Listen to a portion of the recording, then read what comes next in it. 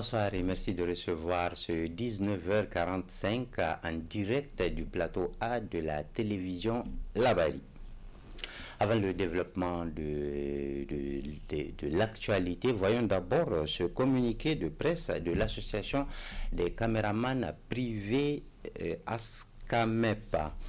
Ainsi, le président élu de l'ASCAMEP lors de l'Assemblée générale extraordinaire et élective du 12 mai 2024, tenue à Niamey dans les locaux du stade général Seyni Kounché, ainsi que tout le bureau issu de cette AG, remercie vivement tous les délégués des différents organes de presse, des personnes morales ou physiques, des partenaires et l'ensemble des caméramans présents à cette troisième assemblée générale de l'ASCAMEP. Le tout nouveau bureau exécutif de l'association des caméramans des médias privés porte par ailleurs à la connaissance de toutes les couches socio-professionnelles des médias et des autres partenaires de sa disponibilité constante à œuvrer inlassablement pour le rayonnement du métier de journaliste et de l'amélioration des conditions de vie et de travail des agents de la presse privée en particulier et de la presse nationale en général. Tous unis pour les mêmes idéaux, en avant pour une presse nigérienne libre et qui émerge, conclut le communiqué de l'association des caméramans des médias privés ASCAMEP, communiqué signé par le président, le tout nouveau président de cette association, Abdelmoumouni Abdourahmane. Parlons maintenant de l'ouverture ce jeudi matin à la primature de la réunion des hauts fonctionnaires de l'Alliance des États du Sahel AES. Une rencontre des experts du Burkina Faso, du Mali et du Niger qui va durer une journée et qui se penchera sur les textes devant régir la très prochaine Confédération des États du Sahel AES. Détail avec Ismaël Moumouni et Nasser Seydou. Niamey accueille les États de l'Alliance du Sahel AES à travers cette rencontre de hauts fonctionnaires de cette organisation sous-régionale. C'est un prélude à la réunion des ministres des Affaires étrangères de l'AES que les experts du Burkina Faso, du Mali et du Niger sont en conclave. Pour le chef de la délégation du Burkina Faso, cette réunion est d'une importance capitale. Après la réunion des ministres de l'AES tenue à Ouagadougou le 15 février 2024, la présente rencontre nous offre l'occasion aujourd'hui de poursuivre les discussions, notamment sur les textes fondateurs de notre confédération envisagée. Cette réunion est d'autant plus importante qu'elle s'inscrit dans la dernière ligne droite qui mènera certainement au sommet inaugural du Collège des chefs d'État de l'AES. En signant la charte du Liptako Gourma le 16 septembre dernier, les chefs d'État de ces trois pays s'engagent pour le développement de leur nation. Ce que rappelle le chef de la délégation. 16 septembre 2023, 16 mai 2024, 8 mois, jour pour jour, après la signature de la charte du Liptako Gourma, instituant l'Alliance des États du Sahel, nous avons, en qualité de hauts fonctionnaires des États membres de l'AES, la lourde mais combien exaltante responsabilité de traduire en actes juridiques et politiques les recommandations fortes des ministres relatives au renforcement de l'intégration entre nos trois pays. En effet, d'un mécanisme de défense collective et d'assistance mutuelle, l'Alliance des États du Sahel a pris l'option salutaire d'offrir aux populations du Burkina, du Mali et du Niger les dividendes de la paix, les dividendes de la stabilité, de la solidarité, de la prospérité, mais aussi les dividendes du développement partagé. Pour sa part, le président du Comité national du Niger, l'opérationnalisation de la conférence a planté le décor de cette réunion. Se penchera principalement sur deux points essentiels pour la construction de la Confédération, à savoir l'avant-projet de traité portant création de la Confédération Alliance des États du Sahel, AES, et le projet de règlement intérieur du Collège des chefs d'État de la Confédération. Ces deux textes nous permettront assurément de constituer la base de l'armature normative et institutionnelle de construction d'une confédération profondément ancrée sur le socle sahélien. Après la signature de la charte de l'Iptako-Gourma, nous sommes appelés aujourd'hui à donner un corps, un visage à la Confédération de l'Alliance des États du Sahel. Au moment où débutent nos travaux, je partage avec vous la conviction que nos délégations sauront traduire les volontés politiques fortes de son Excellence le capitaine Ibrahim Traoré, président de la transition, chef de l'État de la République du Mali, et le général de brigade Abdourahmane Tchani, président du Conseil national pour la sauvegarde de la patrie, chef de l'État de la République du Niger. Volonté et engagement résolu et irréversible de refondation de nos pays et de l'édification de la Confédération Alliance des États du Sahel. L'AES est considéré des pays aux multiples défis à relever, dont entre autres le domaine sécuritaire, politique extérieure, à savoir la diplomatie, et dans le domaine du développement. Dans le même temps, à l'hôtel Radisson Blu de Niamey se tenait le désormais traditionnel face-à-face. Et c'est la 3e édition de ce face-à-face organisé par l'ONG FAD, Femmes, Action et Développement. Cette édition a permis aux femmes leaders de prendre la parole pour porter haut la voix de la femme. Une voix de la femme portée ici par une femme, Nafissa Zakou et Soumaïla Abdoulaye. Le renouveau de la solidarité féminine, c'est le thème de la 3e édition du face-à-face organisé par l'ONG Femmes, Action et Développement FAD.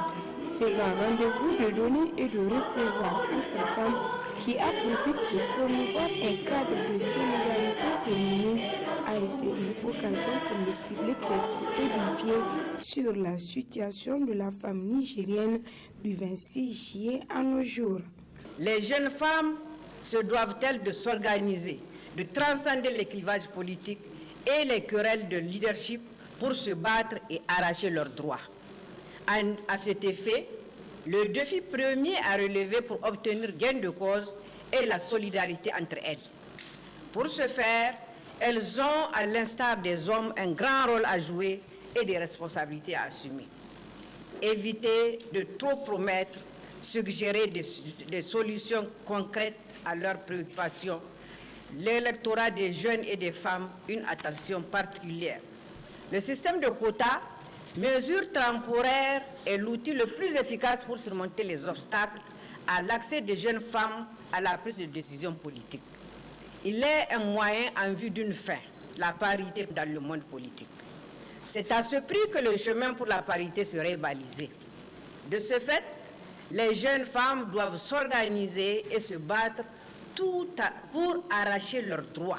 Vu l'importance que revêt le face-à-face édition 2024, la présidente du comité d'organisation est revenue sur le rôle de la femme nigérienne tout en soulignant le menu du présent événement. La lutte des femmes n'est pas seulement un combat contre la faim et les privations, mais aussi contre l'impuissance, l'autonomie, la dignité et le respect des droits de l'homme en général et ceux de la femme en particulier. Mes chères sœurs, le face-à-face d'aujourd'hui, composé de 2 panels, doit nous permettre non seulement d'établir un diagnostic afin d'évaluer nos acquis et nos pertes, mais aussi d'identifier les perspectives potentielles en faveur des femmes en cette période de fort défi. Les recommandations qui en résulteront devront viser principalement la préservation des acquis en matière du genre. Nous devons être les architectes des solutions à nos problèmes. Une innovation majeure pour l'avènement de ce jour sera la mise en place d'un comité de suivi des recommandations issues de cette édition 2024. Pour terminer, nous honorerons les femmes dont l'excellence a impacté positivement l'année en cours de par leur action concernant la cause féminine. Un big up à toutes les autres femmes, Amazones de l'ombre, qui œuvrent sans relâche pour amplifier la voix des femmes dans ce contexte difficile. À noter que la 3e édition du face-à-face de l'ONG FAD se tient en marge de la Journée nationale de la femme nigérienne célébrée le 13 mai dernier et vise essentiellement à permettre aux femmes de s'exprimer sans tabou ou encore se promouvoir mutuellement. Déclaration de presse conjointe ce jeudi matin du comité de suivi des différentes institutions de formation professionnelle en éducation et la délégation générale des étudiants à l'école normale supérieure. Il est question ici de fustiger la situation dans laquelle sont plongés 260 enseignants de la première promotion en licence professionnelle ou professionnalisante de l'ENS. Les détails sont avec Ismaël Moumouni Moussa et Sadou Toumi. La situation dans laquelle vivent les 260 enseignants de la première promotion en licence professionnelle et professionnelle issus de l'école normale supérieure, et cela après avoir exécuté avec brio le service civique au centre de cette sortie médiatique du 6 comités de suivi des différentes institutions de formation professionnelle en éducation et la délégation générale des étudiants à l'école normale supérieure.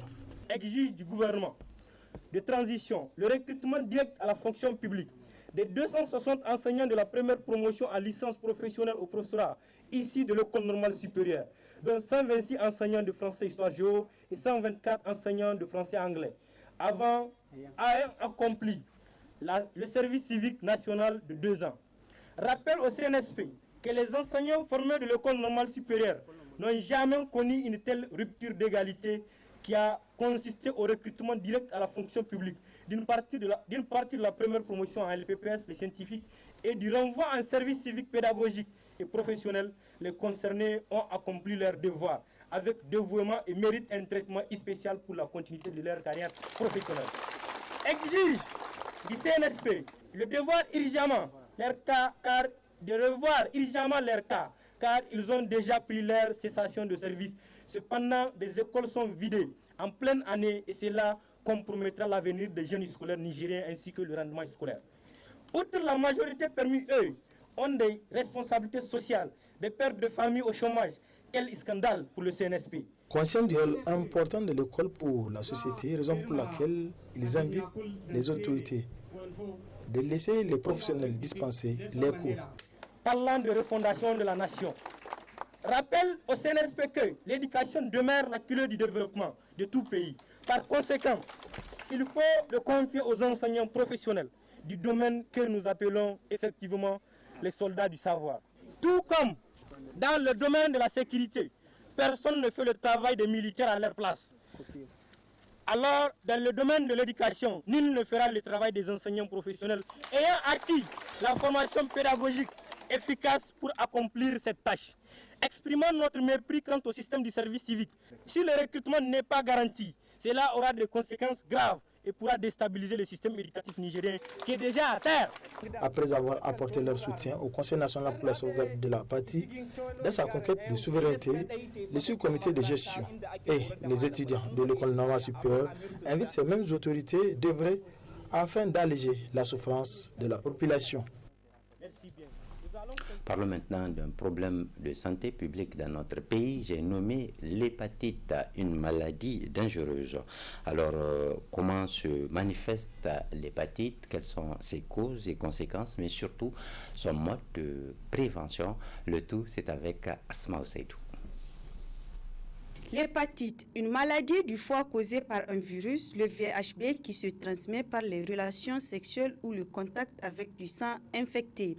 Ce virus attaque directement le foie et peut provoquer la cirrhose, le cancer, voire même la mort. Une maladie sexuellement transmissible qui comporte plusieurs formes dont la plus meurtrière demeure l'hépatite B. L'hépatite est une maladie virale, donc causée par 5 virus A, B, C, D et E. Les plus connus donc, sont l'hépatite B et l'hépatite C qui sont chroniques. Nous avons les hépatites A et E qui sont transmises par l'alimentation, par l'eau contaminée, alors que l'hépatite B et C donc, sont les formes les plus graves. Donc, au monde, on a plus d'1 milliard de personnes qui sont en contact, selon les derniers chiffres de l'OMS, et vous avez 350 millions de personnes qui souffrent de l'hépatite B. Au Niger, donc, les chiffres ne sont pas donc, encore au point, mais quand même, donc, nous avons beaucoup de malades de l'hépatite B. Et nous avons constaté des malades, de plus en plus de malades qui ont l'hépatite. Et ce qui nous a beaucoup marqué, c'est qu'au Niger, quand vous avez l'hépatite, donc vous avez 2 catégories de personnes. Il y a ceux qui pensent que c'est la mort quand on a l'hépatite, directement parce qu'il n'y a pas de traitement. Il y a ceux qui pensent que non, c'est la jaunisse, donc c'est une maladie communément connue comme Shawara ou bien Mousseï. Et ils négligent cette maladie, or elle est plus grave que ce qu'ils pensent. Elle se manifeste par des nausées, donc vous avez des douleurs musculaires, donc qui font les signes, la fatigue. Pour d'autres, il n'y a même pas de signes. Mais la gravité de la maladie, c'est qu'elle affecte le foie. Donc, et c'est la 2e cause de cancer après le tabac au monde. Bien qu'elle soit une maladie meurtrière, on peut la traiter en suivant ses conseils. Le meilleur traitement, on dit, c'est la prévention. Donc il y a un vaccin contre l'hépatite B. Il suffit de se dépister et de savoir que vous êtes, donc de connaître votre sérologique. Lorsque vous êtes négatif, donc le spécialiste va vous conseiller de vous vacciner. Il y a 3 doses donc, de vaccins qui sont donc recommandées. Et lorsqu'on est malade, il y a aussi un traitement. Donc selon les SOS Hépatite France, nous avons des molécules qui guérissent donc, les malades. Lorsque vous avez un âge compris entre 15 et 45 ans, vous guérissez à 100%. Quand vous avez plus de 50 ans, vous guérissez à 98%. Donc ces molécules existent, donc elles sont là. Dans les pays voisins, par exemple, comme le Burkina et la Côte d'Ivoire, donc il y a eu une subvention de l'État et des partenaires. Les molécules coûtent beaucoup moins cher qu'au Niger. Et nous voulons, à travers ce travail de notre organisation, amener l'État et les partenaires nigériens à casser les prix, à rendre beaucoup plus disponibles ces médicaments-là pour les Nigériens. Donc pour les molécules, c'est selon le spécialiste, donc selon la gravité de votre maladie, le médecin spécialiste va vous prescrire donc l'une des molécules qui peut être efficace pour votre traitement. Cependant, les biologistes appellent la population à se faire dépister pour connaître son statut afin de lutter contre cette maladie. Ce journal vous sera rediffusé tout à l'heure à 22h45. La rédaction vous donne rendez-vous demain à 7h15 et à 12h45. Moi, je vous reviens la semaine prochaine, mais déjà demain vendredi, à partir de 21h30, nous serons ensemble pour votre émission Contour. Contour qui va s'intéresser cette semaine à la crise née entre le Niger et le Bénin à propos de l'exportation du pétrole brut nigérien. En attendant, le programme se poursuit sur la télévision Labari, la passion de servir. À très bientôt, Inch'Allah.